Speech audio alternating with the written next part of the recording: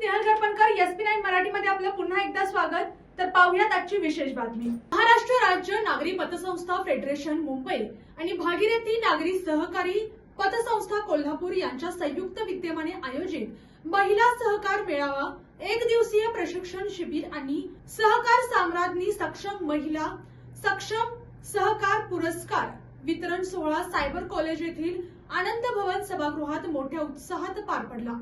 यावेळी उपस्थितांनी संबोधित करताना सहकार क्षेत्रात महिलांचे योगदान अमूल्य असून सत्कारमूर्ती महिला भविष्यातील या क्षेत्रात आयडियल आहेत असे मत व्यक्त केले।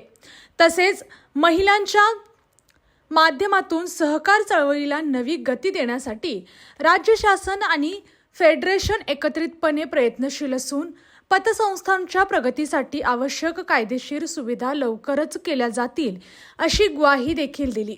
तसेच भागीरथी सहकारी पतसंस्थेच्या वतीने सहकार श्री पुरस्कार देऊन मला सन्मानित केल्याबद्दल उपस्थितांचे मनापासून आभार मानले।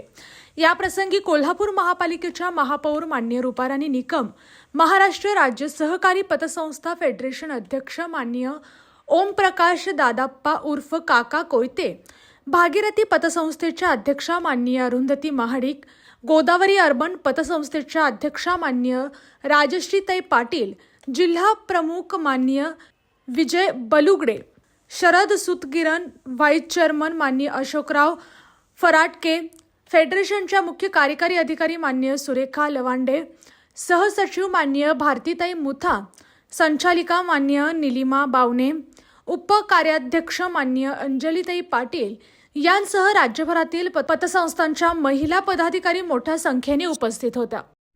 यानी अशाच विशेष बातम्यांसाठी पाहत रहा SP9 Marathi, your time your news. धन्यवाद।